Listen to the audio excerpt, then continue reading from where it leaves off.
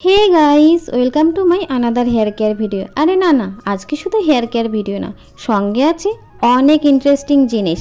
যেমন ধরো, মাত্র অল্প কয়েকটা প্রোডাক্ট দিয়ে, তাও আবার 10 মিনিটের মধ্যে কিভাবে মেকআপ করা যায় বলো তো। আমি আজকে তোমাদের সাথে সব শেয়ার করব।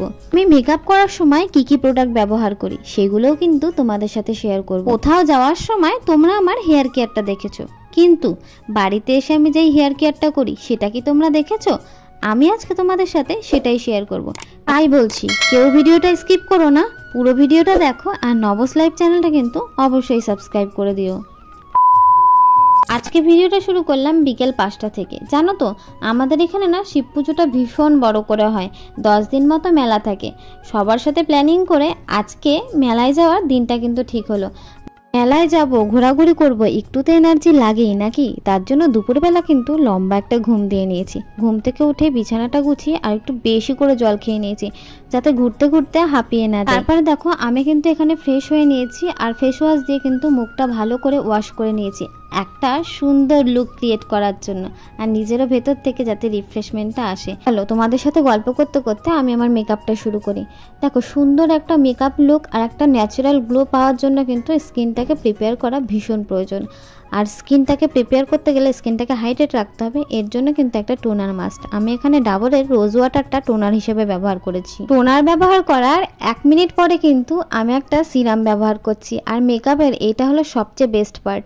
সিরামটা যদি না ব্যবহার করা হয় তাহলে না মনে হয় কি মুখে কোনো জানি গ্লো আসছে না। আর আমি এখানে ক্যানফেয়ার সিরামটা কিন্তু ব্যবহার করেছি। তোমরা ভালো করে লক্ষ্য করলে দেখতে পারবে টোনার আর সিরামটা দেওয়ার পরে কিন্তু আমার মুখটা একটু একটু গ্লো করছে, কি তাই না? অবশ্যই কমেন্ট করে জানাও। পরে সবচেয়ে গুরুত্বপূর্ণ কাজ হলো একটা ময়শ্চারাইজার অ্যাপ্লাই করা। দেখো, তোমরা যে যাই বলো না কেন, ময়শ্চারাইজার যদি ঠিকঠাক করে অ্যাপ্লাই না করা হয় মুখে কিন্তু মেকআপ কখনোই সেট হবে না।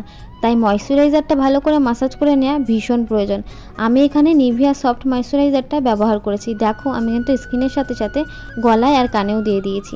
তারপরে একটু লিপ বাম ব্যবহার করলাম। তোমরা তোমাদের পছন্দ মতো লিপ বাম ব্যবহার করো।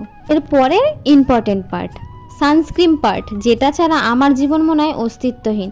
সকালেই হোক, দিনেই হোক আর রাতেই হোক, আমি কিন্তু সবসময় সানস্ক্রিন ব্যবহার করি। কারণ কি জানো তো, আমরা অনেকেই জানি সানস্ক্রিন মানে শুধু সূর্যের আলোর জন্যই। আমি বলবো যে না, সানস্ক্রিন সবসময় ব্যবহার করা উচিত। সূর্যের আলো কেন, সানস্ক্রিন কিন্তু ধুলো, তারপরে পলিউশন, সব কিছুর থেকে আমাদের স্কিনকে প্রোটেক্ট করে।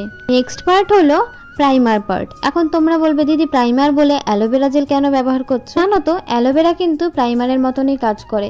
একটু অ্যালোভেরা জেল মানে 1 থেকে 2 ফোঁটা নিয়ে যদি ভালো করে ড্যাব ড্যাব করে মাসাজ করা হয়, তবে কিন্তু মেকআপটা খুব সুন্দর সেট হয়। চলো এবার মেকআপের একটা ভুতুরে পার্ট তোমাদের সাথে শেয়ার করি। আমার মতো যারা রাত্রিবেলা জেগে জেগে আকাশ কুসুম চিন্তা ভাবনা করে মনে করো একটা কবিতা লিখবো, একটা গল্প উপন্যাস লিখবো, তাদের জন্য এত সুন্দর ব্ল্যাক ব্ল্যাক ডার্ক সার্কেল পরা তো খুব স্বাভাবিক ব্যাপার। ব্যাপারটা হলো এখানে আমাদের এত কষ্ট করে পাওয়া ব্ল্যাক ডার্ক সার্কেল কেন লোককে দেখাতে যাব? এগুলোকে ঢাকতে তো হবে। তাই আমি অরেঞ্জ কারেক্টার দিয়ে এগুলোকে একটু ঢাকার চেষ্টা। অরেঞ্জ কারেক্টার দিলেই কি আর ঢেকে যাবে? এত সোজা না। ভালো করে ব্লেন্ড করার জন্য আমি কিন্তু একটা বিউটি ব্লেন্ডার নিয়েছি। এটাকে ভালো করে ভিজিয়ে নিয়েছি, তারপর ড্যাব ড্যাব ড্যাব ড্যাব করে সুন্দর করে ব্লেন্ড করে নিলাম। দেখো, আমার কিন্তু কোথাও অরেঞ্জ কারেক্টারটা বোঝা যাচ্ছে না। তারপর এলো সেই গুরুত্বপূর্ণ পার্ট, ছেলেদের ভাষায় যেটা হলো আটা ময়দা। আরে না, ওটা আটা ময়দা নয়, ওটা হলো ফাউন্ডেশন। আমি এখানে ফিটমি ফাউন্ডেশনটা ব্যবহার করেছি। আমার শেড নাম্বার হলো 128, মানে নর্মালটা। তো আমার না প্রচণ্ড ড্রাই স্কিন, এই কারণে ফাউন্ডেশনের সাথে একটু সিরাম ব্যবহার করেছি। সিরাম আর ফাউন্ডেশন যদি একসাথে মিক্সড করে ব্যবহার করা যায়, তাহলে ফাউন্ডেশনটা কিন্তু একটা ক্রিমি ক্রিমি স্ট্রাকচার আসে। আর যাদের ড্রাই স্কিন তাদের কিন্তু মুখে একদম সুন্দর করে ব্লেন্ড হয়ে যায়। ফাউন্ডেশনটা কিন্তু বিউটি ব্লেন্ডারের মাধ্যমে ড্যাব ড্যাব করে ভালো করে ব্লেন্ড করে নিয়েছি। তোমরা দেখতেই পাচ্ছ আগের থেকে এখনকার রেজাল্টটা কতটা পরিবর্তন। তারপরে কিন্তু আমি একটু কনসিলার দিয়েছি, সেটাকেও ভালো করে একটুখানি ব্লেন্ড করে নিয়েছি। জানো, আগেই বলেছিলাম আমার ড্রাই স্কিন, তাই আমি এখানে কোনো পাউডার ব্যবহার করি। তোমাদের যাদের নর্মাল টু অয়েলি স্কিন তারা কিন্তু অবশ্যই পাউডারটা ব্যবহার করো। তবে মেকআপের জন্য যাই ব্যবহার করি না কেন, টিপ আর কাজল ছাড়া জানি একটা নারী অসম্পূর্ণ, বিশেষ করে আমি। আর লিপস্টিক তো আছেই, যেটা প্রত্যেকটা নারীর জীবনের অবিচ্ছেদ্য অংশ। মেকআপ তো হলো, এবার জুয়েলারি তো পরতে হবে। আমি এই ড্রেসটার সাথে ছোট্ট একটা ইয়াররিংস পরবো, দেখো দুটো স্টোনের। এই ইয়াররিংসটা যেন খুব পছন্দ করে মেলা থেকে কিনেছিলাম, আগে কখনো পরা হয়নি, তাই ভাবলাম আজকে তোমাদের সাথে একটু পরে শেয়ার করি। কেমন লাগছে আমাকে একটু বলো তো কমেন্ট করে, ভালো লাগছে তো? তো চলো এবার মূল পার্টে ফিরে আসি। জানো তো, যেখানেই যাই না কেন চুলটা আমার একটা না একটা ব্যাগড়া করবেই। যেটা করতে চাই সেটা কিছুতেই হয় না। আবার একেতে এত বড় চুল, কোথাও যাওয়ার সময় নয় বেনুনি নয় খোপা করে যেতে হয়। আজকে ভেবেছি বাড়ির কাছেই তো মেলা, তার জন্য চুলটা ছেড়ে যাব।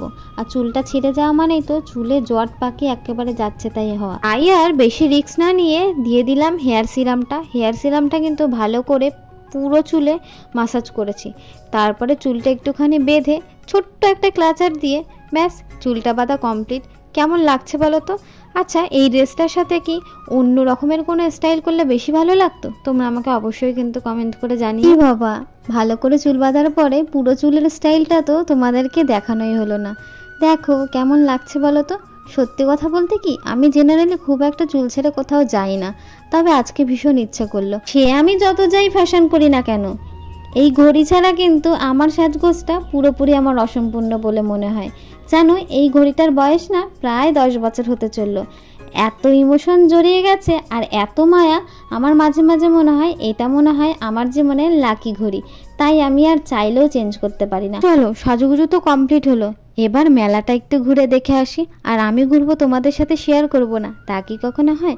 আমাদের এখানের এরিয়াটা না খুব একটা বেশি বড় নয়, ছোটোর মধ্যে আমরা কিন্তু এখানে ভীষণ মজা করি।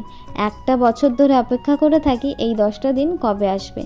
আর এদিকে দেখো হরগৌরীকে কি দারুণ লাগছে, মনে হচ্ছে যেন সদ্য বিয়ে করে এখানে আমাদের সাথে দেখা করতে এসেছে, নতুন বউ আর বর।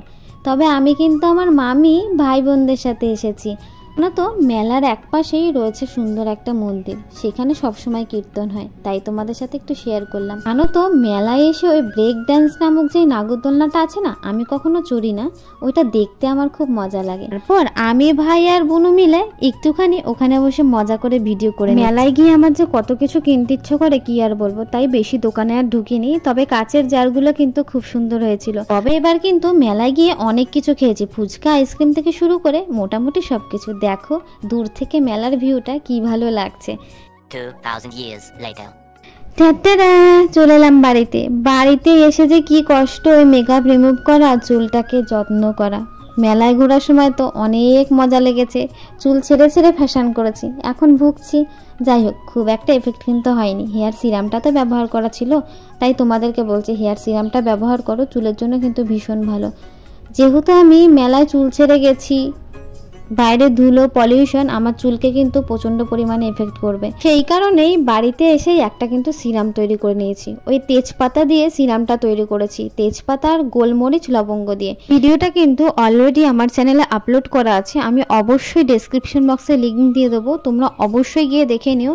তেজপাতা কিন্তু আমাদের চুলকে, তেজপাতা আর লবঙ্গ, সে বাইরের যে ধুলো পলিউশন আছে সেইগুলোকে রিমুভ করতে সাহায্য করে, মানে চুলের স্ক্যাল্পটাকে কিন্তু পরিষ্কার রাখতে সাহায্য করে। দেখো, রাত 11টা-12টার সময় বাড়িতে এসে চুল ধোয়া, তাও আবার এত বড় চুল, সেটা আমার পক্ষে কখনোই পসিবল নেই। এই কারণে কিন্তু আমাকে ইনস্ট্যান্ট চুলটাকে পরিষ্কার রাখার জন্য তেজপাতা লবঙ্গ এইটা কিন্তু ভীষণ কার্যকারী। তাই বলছি, তোমরা যাই করো না কেন, স্ক্যাল্পটাকে পরিষ্কার করার জন্য এই সিরামটা সুন্দর করে অ্যাপ্লাই করতে পারো। দেখো, ওই সিরামটা অ্যাপ্লাই করার পরে কিন্তু আমি চুলটাকে হালকা হাতে মাসাজ করে নিয়েছি, তারপরে একদম হালকা হালকা করে, মানে খুব ঢিলে ঢিলে করে কিন্তু আমি চুলটা বেঁধে নিয়েছি। তোমরা দেখতেই পাচ্ছ আমি এত ঢিলে করে বাঁধছি যে আমার চুলটা কিন্তু রীতিমতো খুলে যাচ্ছে। আমি সারাদিন যেমনই করি না কেন, যত মজাই করি না কেন, যতই টায়ার্ড থাকি না কেন, যতই ক্লান্ত থাকি না কেন, আমি চুলের সাথে কিন্তু কোনোভাবে কোনো কম্প্রোমাইজ করি না। তাই তোমাদেরকেও বলছি, চুল স্কিন সুস্থ রাখার জন্য কিন্তু স্ক্যাল্প পরিষ্কার রাখতে হবে, আর স্কিনকেও কিন্তু সবসময় পরিষ্কার করে রাখতে হবে। তো দেখো, তোমাদের সাথে গল্প করতে করতে কিন্তু আমার চুল বাঁধাটাও একদম কমপ্লিট হয়ে গেছে। দেখো, আমি কিন্তু প্রচণ্ড ঢিলা ঢিলা করে বেঁধেছি, তোমরা ভালো করে দেখো, একদম ঢিলা ঢিলে করে। সে যাই হোক, সবাই সুস্থ থেকো, ভালো থেকো। আজকে এই পর্যন্তই, আর আমাকে অনেক বেশি ভালোবাসা দিও। আর নবস লাইভ চ্যানেলটা কিন্তু অবশ্যই সাবস্ক্রাইব করে দিও, কেউ সাবস্ক্রাইব করতে ভুলো না, লাইক কমেন্ট শেয়ার করে দিও। আর পাশে থেকো, নিজেদের যত্ন নিও, নিজেরা অনেক সুন্দর হয়ে উঠবে।